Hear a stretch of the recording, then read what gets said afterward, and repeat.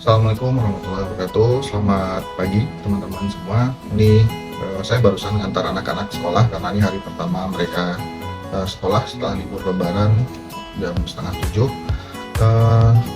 Nanti jam 8.30 kita ada acara syawalan di universitas di UMY, dan sambil nunggu berangkat sekitar nggak sampai 1 jam lagi ya iseng bikin video gitu ya.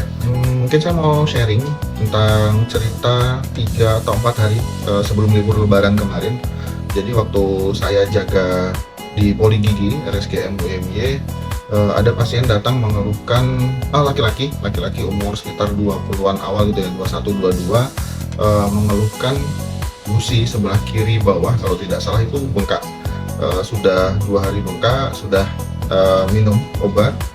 Waktu itu pasien beli obat di apotek gitu ya, tapi rasa sakitnya hanya hilang 1-2 jam setelah minum obat. Habis itu muncul lagi rasa sakitnya, bengkaknya juga masih ada gitu ya, sehingga memutuskan untuk datang ke Poli Gigi untuk menemui dokter gigi. Nah, pada saat itu saya langsung melakukan wawancara anamnesis ya, pemeriksaan subjektif, kemudian saya lakukan pemeriksaan klinis gitu. Nah, dari wawancara kepada pasien, saya mendapatkan informasi bahwa keluhan yang dialami pasien ini bukan pertama kalinya, jadi sudah beberapa kali terjadi gitu.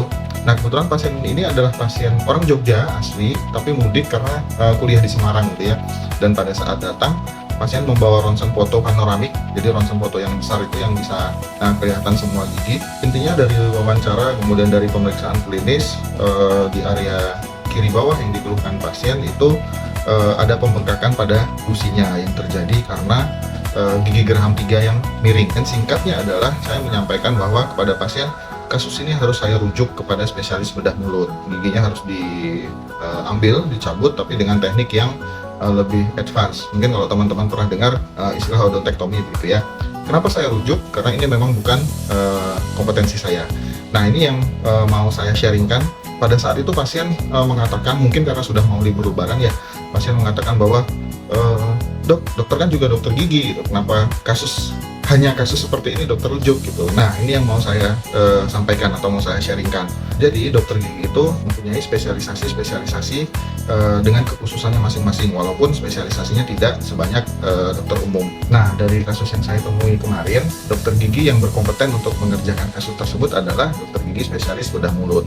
Jadi walaupun saya juga dokter gigi, tapi karena saya bukan spesialis bedah mulut, saya harus merujuk kasus tersebut ke yang lebih berkompeten, yaitu sejawat dokter gigi spesialis bedah mulut. Nah, mungkin masih banyak ya teman-teman yang beranggapan bahwa cuman gigi dan mulut aja yang sekecil itu, organ sesempit itu kok harus dipecah-pecah lagi menjadi dokter gigi spesialis yang lebih banyak gitu ya. Nah, tapi pada kenyataannya secara teori, secara keilmuan, gigi dan mulut yang sempit ini ternyata detail sekali. Jadi satu bidang spesialis itu tidak bisa menyelesaikan semua kasus yang ada di bidang kedokteran gigi. Kemudian kembali ke kasus pasien tadi, pasien mengatakan bahwa alah dok, cuma cabut aja, masa harus sampai dirujuk gitu ya. Nah, yang jelas saya tidak tersinggung dengan apa yang disampaikan pasien ya, mungkin karena ketidaktahuan pasien gitu. Mencabut gigi itu tidak hanya sekedar mengeluarkan gigi dari soketnya atau dari tulang rahang gitu. Beberapa kasus memang bisa diselesaikan oleh dokter gigi umum atau general practitioner, tapi beberapa kasus tertentu itu harus dikerjakan oleh spesialis bedah mulut dengan tingkat kesulitan yang lebih advance. Dan sekali lagi, cabut gigi itu tidak hanya sekedar mengeluarkan gigi dari dalam tulang rahang. Banyak pertimbangan-pertimbangan yang harus dilakukan. Kasus berikutnya ya teman-teman, saya juga pernah merujuk kasus gigi tiruan gitu ya ke spesialis prostodonsi. Sama reaksi pasien, dok cuman bikin gigi palsu kok sampai harus dirujuk gitu. Jadi pasien ini berkaca pada suaminya yang pernah dibikinkan gigi palsu oleh dokter gigi umum. Ibu ini mengatakan bahwa kenapa harus dirujuk segala gitu, bukannya bikin gigi palsu itu tinggal cetak, kirim ke lab, kemudian dipasang. Nah, mungkin ada beberapa kasus yang seperti itu, tidak bermaksud menggampangkan ya, artinya dicetak, kemudian kita kirim ke lab, dokter gigi berkomunikasi dengan pihak lab gigi, menentukan desain gigi tiruan dan sebagainya.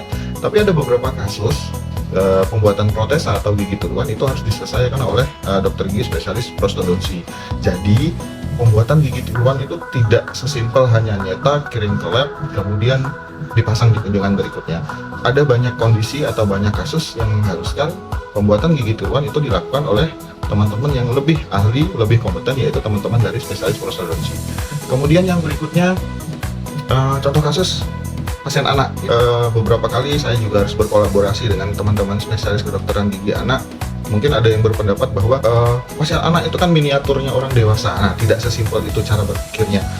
Mungkin secara awam kita berpikir ya sama aja merawat pasien anak dengan merawat pasien dewasa gitu, tapi tidak sesimpel itu. Ada banyak pertimbangan, ada banyak faktor yang mempengaruhi kita dalam melakukan perawatan pada pasien anak, dari tumbuh kembangnya, kemudian mungkin ada pasien dengan berkebutuhan khusus, kemudian faktor-faktor lain yang ini lebih dikuasai oleh teman-teman sejawat spesialis kedokteran gigi anak. Jadi teman-teman, jika ada dokter gigi atau dokter gigi spesialis tertentu merujuk sebuah kasus kepada spesialis yang lain, itu justru menunjukkan bahwa dokter gigi tersebut profesional.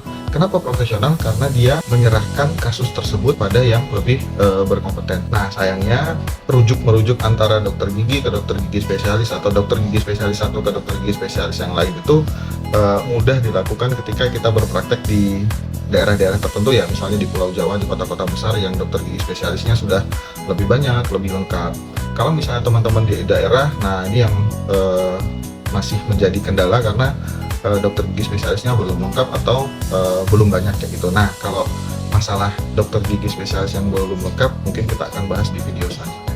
Mungkin itu sharing dari saya yang mau siap-siap berangkat syawalan ke UMY. Semoga bermanfaat. Assalamualaikum warahmatullahi wabarakatuh.